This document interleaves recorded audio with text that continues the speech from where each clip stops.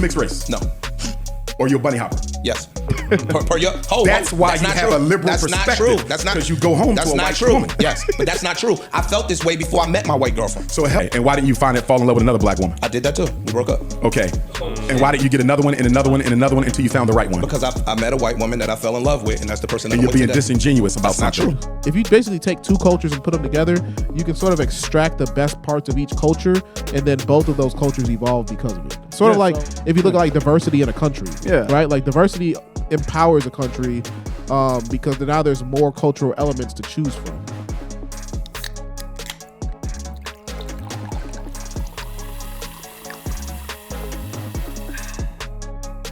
What's poppin', everybody? Welcome back to the Cole Podcast. I'm Zoe. And I'm Steve. All right, and today we're going to be reacting to a couple of clips that popped up on Joe Budden's podcast. He had a guest, Dr. Umar Johnson, and he had a couple of controversial takes that we're going to go ahead and take a look at. Yeah, Dr. Umar Johnson is pretty much known for his opinions on black and white interracial marriage or dating or breeding or pretty much anything involving black people and white people. And it seems that he includes anyone that's not black as white. It doesn't matter if you're like Hispanic or Asian. It's like you're white at that point to him. As long as you're not black, you're the enemy. Yeah. So he's got a very what would you say, like a controversial idea of just like interracial marriage and pretty much just like cultural blending. He's all against it. He's pretty much a black nationalist. But let's see what he said on the podcast that brought up all this controversy. Our manager that he hired to come in here and clean this motherfucking apartment, Joe might not know who the fuck cleans this Something apartment. just hit me. Shoot. Are you mixed race? No. Or you're a bunny hopper? Yes. That's why you have a liberal perspective. That's not true. That's not because you go home to a white woman. Yes, but that's not true. I felt this way before I met my white girlfriend. So help me understand how you could be so passionate about the black law. I'm passionate. I'm an objective thinker. I don't. If something makes sense, So you have no loyalty to the black community. No, I do have. I probably employ more blacks than you. Okay, so help me understand that you employ more blacks than me, but you go home to a white woman. Why you don't have a black woman? Because I fell in love with a white woman, not a black. Why didn't you fall in love with a black woman? I did. I fell in love with a black woman. We broke up. Okay, and why didn't you fall in love with another black woman? I did that too. We broke up. Okay, and why didn't you get another one and another one and another one until you found the right one? Because I met a white woman that I fell in love with, and that's the person that and I'm you're with being today. disingenuous about That's not something. true. And let me tell you what you're being disingenuous about. True. Romance is a function of focus and opportunity. If I want to date an Asian, I'm going to put myself around Asian women so I can find one. If I want to date a Latino, I'm going to put myself around Latino women so I can date one. If you wanted to marry a black woman, you would have put yourself around black women so you can find one. So how did you end up with the Caucasian? No disrespect to her. No. So this actually brings up a conversation I had with my grandma. She was kind of saying the same thing as Dr. Umar. No. So basically, Dr. Umar has like black grandma opinions.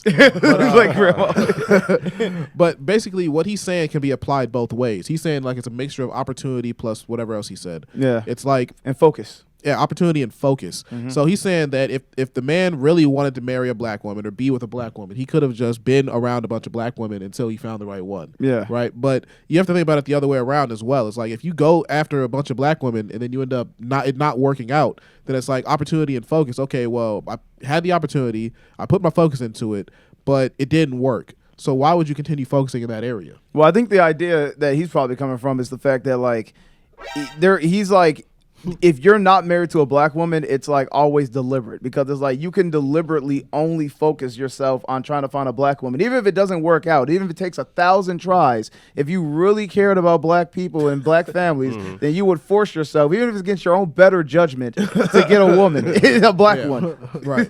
That's that sounds insane. Yeah. So that was basically the point I was making. But yeah, let's see more of the video. Not at all. What I'm telling you is the places that I go socially are not just monolithic. So what? I went to a white college, white job. I never bunny hopped. Listen to my question. Let me answer you.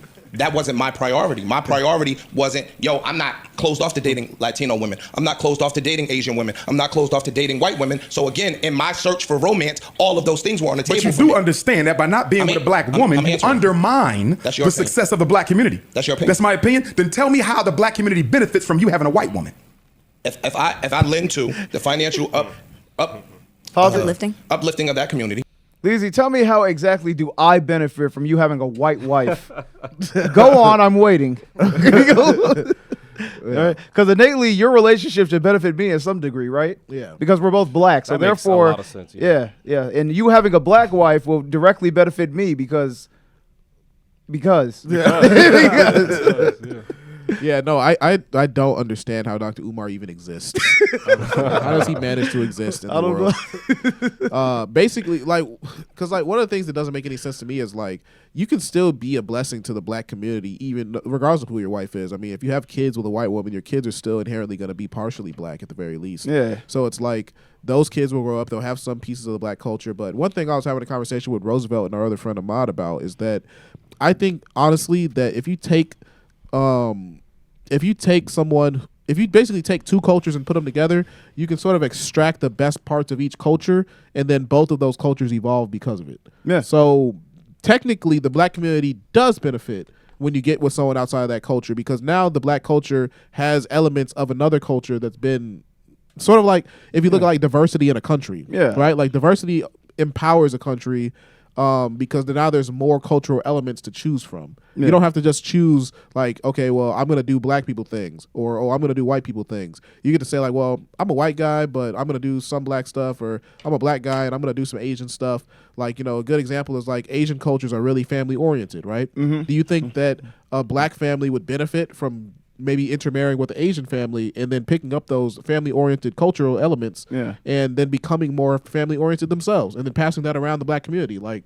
Even if your kids end up marrying black women, they'll be half Asian and they'll have grown up with their father or mother's side of that Asian family where it's we talk to our grandparents, we relate to our cousins, we stay involved, we maybe run a family business. All types of stuff like that can be a benefit, I think. Yeah. I think, I think diversity breeds evolution, you can, and I think one of the things about having, the American experience in general is that America was built on, or America expanded on cultural diversity to kind of introduce a lot of new cultures and ideas that helped us grow to be something more than just one culture. It was just one idea. It's multiple ideas that form new identities and new paths and new way of doing things that seems to be working pretty well right now, on a worldwide scale.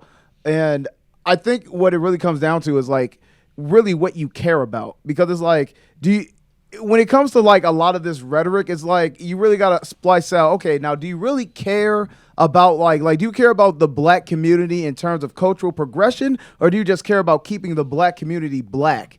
Because if that's the case, then yeah, what you're saying makes sense. Just stay with more black people. And that's fine. I'm not going to say you can't do that, because, that's been kind of a thing people have done their whole lives. There's a lot of cultures that want to keep their culture the same or keep it pure without any ulterior motive other than the fact that I just want this to be just black people. I want this to just be Italian people. I just want Chinese people in my lineage. And you can do that. But, I would say don't disguise it as anything else, and don't try to detract from any other method under the guise it's destructive, because you're not doing this because it's progressive or if you marry a white woman, it's going to destroy the black image.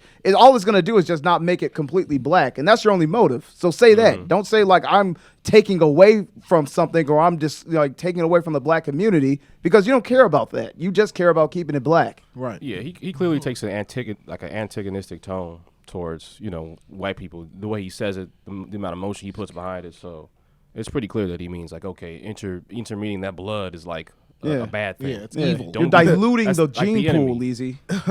Diluting. So I actually have a question for Justin. So you're Hispanic. Is it similar in a Hispanic community where it's people want you to stay within your race, or is it different culturally? No, it's the same thing. They want you to, because especially the older traditional Mexicans and stuff that was all they had around them was Mexicans. They literally grew up around strictly all Mexicans in Mexico or something like that. But they even the ones that are out here too, other kids that I hung out with that were Mexican when we were younger and stuff, they whole family had no biracial couples at their little cookouts. There was nobody there but Mexicans, strictly Mexicans. So it's like that for them too. It's the same thing. I was out of my family, me and my sister was probably the first ones who dated out our race and stuff. So okay. Yeah.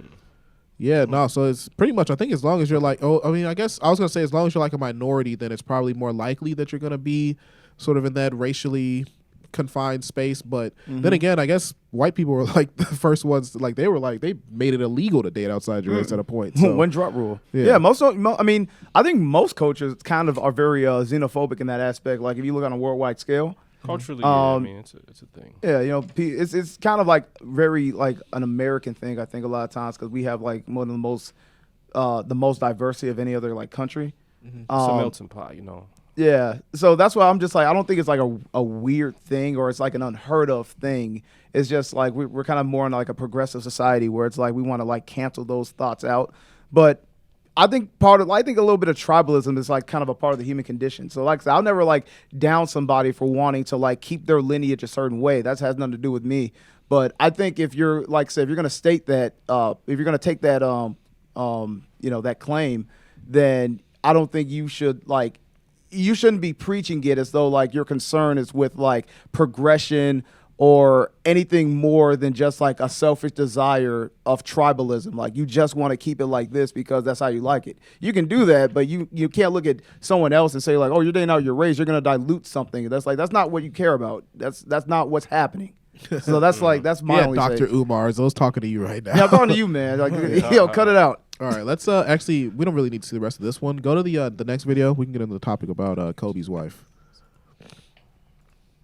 Let me ask you. Kobe Bryant. Let me ask you a question. Kobe Bryant. I want to ask you a question. Kobe Bryant died. Vanessa inherited his wealth. Sure. And guess what? Is Vanessa Bryant using any of that black man's money to do any good in the black community? Let me ask you a question. Absolutely fucking not. We don't know Vanessa that. Bryant. Listen, I don't know. I'm telling you. How you Vanessa know? Bryant, Let me ask you a question. But wait. because she's a public Can I figure, ask you a and question? she just You did. don't know You that. didn't see that You initiative. don't know I that. do know. I do know what I'm me ask telling you- you now. let me ask you a Vanessa question. Bryant just started an initiative with 3 predominantly white colleges, some sort of a sports initiative with Kobe's money and Kobe's name. Didn't choose a single HBCU. Let me ask you a question. With a black man's money. Marvelous Marvin Hagler, he died from taking a COVID shot. Is his white widow using any of Marvelous Marvin Hagler's fortune to help black folks? You're being unfair. Pause it real quick. No, let me tell you why. I'm just like triggered by his mannerisms because He's just folding. Yeah, he's just over there like he did that thing like when someone really feels like they said something. Like he did the whole thing like, and he gave all her money. Yeah, but you know what? Like, hey, pay attention, motherfucker. You ain't gonna trail off at the end like you said something. In terms of a black man with some influence and some power and some money like Kobe Bryant, I could see why he would say like, you should want to be with a black woman because if you pass on, you know what I'm saying, and she becomes, she gets her hands on that, that wealth, that power or whatever, she will put it back into the community. She's going to put it back into the community she came from. You know what I'm saying? So it's like that can go into the black community as opposed to if you marry a white woman, it'll go into the white community. I don't necessarily agree because Kobe could have put that money into the black community his damn self. And also, they got black kids, and some of that money is going to go to them, and then through them, it'll make it into the community. And also, when he said that she's donating to these colleges instead of HBCUs, that's most colleges. Like, most colleges are not HBCUs. So just because she picked 3 colleges, I don't think she intentionally said, I'm not going to give this money to HBCUs. But also, I want to say, and I could be wrong about this because I don't know a damn thing about sports, but aren't sports programs at HBCUs pretty shitty? Yeah, well, that's why they need the money, Steve. Yeah. Well, what do you know about that, Roosevelt? Is that true? Nah, that I don't know. Yeah. Well, I did see like a video that kind of commented on this already, and there were like people in the comments saying that she has actually given back to like certain like communities that are like more majorly black to some degree. Like I think it's like more exaggerated to where he's like she hasn't done anything. She's done some things. So that I think completely discredit her might be inaccurate. But even if she didn't, my thing is it's kind of weird that they're held to this standard. Because I saw a rebuttal he had to this before, but someone I asked like, well, why we don't hold like if a black woman married a wealthy rich man and that man passed away, like we don't hold like that woman to a standard to give back to the black community. Like when has anyone ever gone off on like a widowed black woman with money and told her like, what have you been doing for black people lately? Like it's just no one questions it. They're just satisfied with the fact that there was a rich black woman or like there was a they don't ask her to do anything extra. So it's like, why do we hold Vanessa to that standard?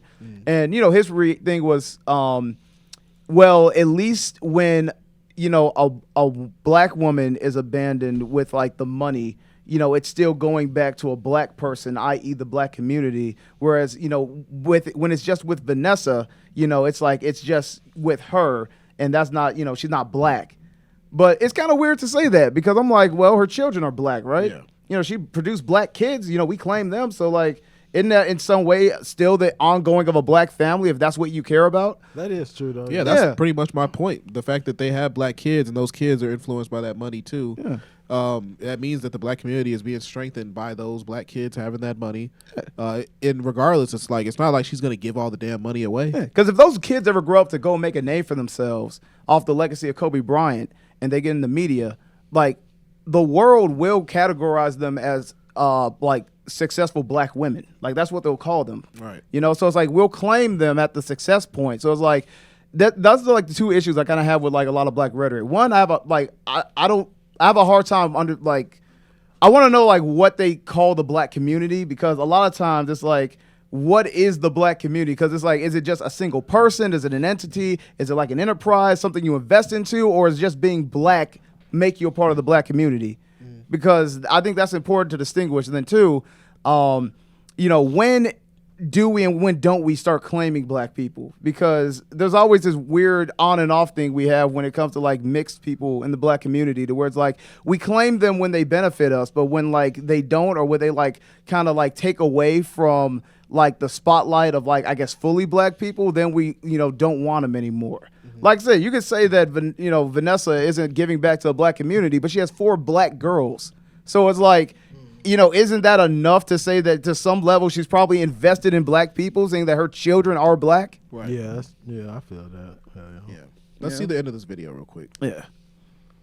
Expecting white women to use black money to help black people? No. How is that unfair? Because the same way you naming these people, we can name mad black wives that got black money from their husbands that did shit to help black people. Well, stop. It's my goal. No, it's not. And you know what the difference is? You're wrong. You know what the difference is? You're wrong. If I marry a white woman, when I die, my wealth goes to the very people who have robbed everything from my community. That's not true. But wasn't the wealth given by white? When the wealth was given by white people. Who said that? It was probably Charlamagne or something. No, Charlamagne's not on this podcast. Oh, for some reason that sounded like him. You're right. I don't know. Every I don't watch black man Joe sounds Budden. like Charlamagne. Huh? Yeah. Every zesty voiced black man on radio sounds like Charlamagne. Yeah, no, I just don't agree with Dr. Umar really on anything at all. Yeah. He's just a loud black guy. He's just really loud, and he just talks over people, and he just makes the same point over and over again until people either agree with him or they protest. And then I think it's just like, it's salacious. Like he's just trying to get a reaction out of people, and I honestly feel like he doesn't even believe what he's saying. I think I think he does. I think he's just playing a character. I think he does. Yeah. My thing, well, here's the thing. He's building an enterprise outfit. So if half of it's like, if he's like, at this point in his career, there's like no way he doesn't like kind of like emphasize or like exaggerate his character. Yeah. Like he knows his role. He's like a wrestler. He's like a WWE guy for the black community, basically. Yeah. He's like, oh, and we're gonna crush the white man tonight. But I genuinely believe that to some extent he believes what he says. The only thing I don't like with what he does is I think one, he panders too heavily to only like he claims to care about the black community as a whole, but he rarely ever will address or stand hard on issues in the black community that directly like reflect what the women do. I think he panders too heavily to the black women and doesn't shine enough light on the positivities of what the men bring and or like what the women need to change. And then two, I think a lot of his messaging is it's trying to be about being pro-black, but it seems a lot of times he's just anti-white. Yeah. And someone said he's like a Hotep Derek Jackson. Yeah, and it seems like it seems like he's more in line with black supremacy rather than like black equality. Yeah, which is like another form of racism. But I mean, if you're about that, all guns to you. But like, just say it. Yeah. Yeah. Okay. Anyone else got an opinion on that? Any other takes? All right. Well, I mean, we can close it out. Sounds good. Pretty much. So you guys can find us on all social media platforms at The Cold Podcast. We're also on YouTube, Spotify, Apple Podcasts, and Rumble. Any other audio or video platforms where you can find content. $5 a month on Patreon gets you access to all of our exclusive content, including My Black Friends podcast. With 80 episodes or 82 episodes so far. Some of them are available here on YouTube, but others will be on Patreon. We also do live stream podcasts for My Black Friends on this channel twice a month. Thanks for popping in. We got to pop out of here. All right. Peace. Bruh.